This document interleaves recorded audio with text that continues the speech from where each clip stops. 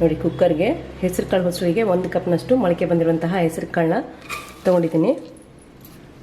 ಅದು ಮುಳುಗೋಷ್ಟು ನೀರು ಹಾಕೋಣ. ಸ್ವಲ್ಪ ಉಪ್ಪು ಹಾಕ್ಬಿಟ್ಟು 1 ರಿಂದ 2 ವಿಸಿಲ್ ಮಾಡ್ಕೋಬೇಕು.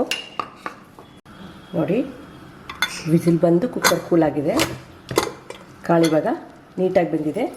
ಮಧ್ಯದಲ್ಲಿರುವಂತಹದ್ದು ಈ ಸಿಪ್ಪೇನಾದರೂ ತೆಗಿಬೋದು ನೀವು. ನೋಡಿ, ಇವಾಗ ಇದಕ್ಕೊಂದು ಒಗ್ಗರಣೆ ಕೊಟ್ಕೊಳ್ಳೋಣ. ಪ್ಯಾನಿಗೆ ನೋಡಿ 1 ಟೇಬಲ್ ಸ್ಪೂನಷ್ಟು ಎಣ್ಣೆ ಹಾಕ್ಕೊತಾ ಇದ್ದೀನಿ. ಎಣ್ಣೆ ಸ್ವಲ್ಪ ಬಿಸಿ ಆಗಬೇಕು. ನೋಡಿ, ಎಣ್ಣೆಗೆ ಸ್ವಲ್ಪ ಸಾಸಿವೆ ಜೀರಿಗೆ ಹಾಕ್ಕೊತಾ ಇದ್ದೀನಿ. ಹಿಂಗೆ ಹಾಕ್ಕೊಳ್ಳೋಣ. ಸ್ವಲ್ಪ ಕರಿಬೇವು, ನಿಮ್ಗೆ ಖಾರಕ್ಕೆ ಎಷ್ಟು ಬೇಕೋ ಅಷ್ಟು. ಹಸಿಮೆಣಸಿನಕಾಯಿ ಹೆಚ್ಚಾದರೂ ಹಾಕೋಬೋದು. ನಾನಿಲ್ಲಿ ಪೇಸ್ಟ್ ಹಾಕ್ತಾಯಿದ್ದೀನಿ.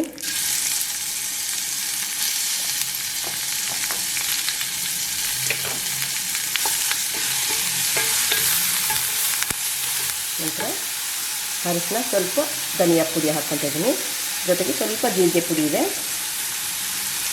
ನಂತರದಲ್ಲಿ ತುರಿದಿರುವಂತಹ ಶುಂಠಿ ಹಾಕ್ಕೊತಾ ಇದ್ದೀನಿ. ಇದಕ್ಕೆ ನೋಡಿ ಒಂದು ಅರ್ಧ ಕಪ್ನಷ್ಟು ಕಾಯಿ ತುರಿ ಹಾಕ್ಕೊತಾ ಇದ್ದೀನಿ. ಇದನ್ನು ಸ್ವಲ್ಪ ಎಣ್ಣೆ ಕಲಿಸ್ಕೊಂಡು ನಂತರ ಈಗಾಗಲೇ ಬೇಯಿಸಿದ್ವಲ್ಲ ಹೆಸರು ಕಾಳು, ಮೊಳಕೆ ಬಂದಿರುವಂಥ ಹೆಸರು ಕಾಳು, ನೀರು ತೆಗೆದಿದ್ದೀನಿ. ಸ್ವಲ್ಪ 1 ಟೇಬಲ್ ಸ್ಪೂನಷ್ಟು ನೀರಿದೆ. ಇದನ್ನು ಇದಕ್ಕೆ ಹಾಕ್ಕೊಳ್ಳೋಣ, ಕಲಿಸ್ಕೊಳ್ಳೋಣ. ನೋಡಿ, ಇದನ್ನೆಲ್ಲ ಚೆನ್ನಾಗಿ ಕೂಡಿಸ್ಕೊಂಡಿದ್ವಿ. ಇದಕ್ಕೆ ಇವಾಗ ಸ್ವಲ್ಪ ಕೊತ್ತಂಬರಿ ಹಾಕ್ಕೊತಾ ಇದ್ದೀನಿ. ನಿಂಬೆ ರಸ ಹಾಕ್ಕೊಳ್ಳೋಣ. ಇದು ಹೀಗೆ ತಿನ್ನೋಕ್ಕೂ ಚೆನ್ನಾಗಿರುತ್ತೆ.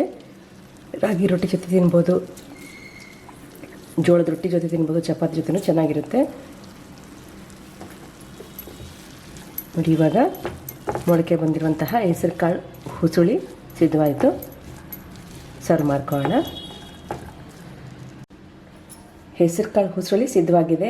ಮಾಡೋದು ತುಂಬಾ ಸಿಂಪಲ್ ಆಗಿರುತ್ತೆ. ಇದನ್ನು ಸ್ನ್ಯಾಕ್ ಥರ ತಿನ್ಕೋಬೋದು. ಚಪಾತಿ ಜೊತೆ, ರೊಟ್ಟಿ ಜೊತೆ ಯಾವುದಕ್ಕಾದ್ರೂ ನೆಂಚ್ಕೊಂಡು ತಿನ್ಬೋದು. ಮೊಸರನ್ನಕ್ಕೂ ಕೂಡ ಚೆನ್ನಾಗಿರುತ್ತೆ. ಮೊಸರು ಹಾಕೊಂಡು ಕೂಡ ತಿನ್ಬೋದು. ಮಾಡೋದು ಹೇಗೆ ನೋಡಿದ್ದೀರಾ, ನೀವು ಮಾಡ್ಕೊಳ್ಳಿ. ಈ ವಿಡಿಯೋ ನಿಮ್ಮ ಫ್ರೆಂಡ್ಸ್, ರಿಲೇಟಿವ್ಸ್ಗೆ ಶೇರ್ ಮಾಡಿ. SR ಶೆಟ್ಟಿ ಸೀಸನ್ಗೆ ಸಬ್ಸ್ಕ್ರೈಬರ್ ಆಗಿ ಪ್ಲೀಸ್ ನಮಗೆ ಸಪೋರ್ಟ್ ಮಾಡಿ. Thank you.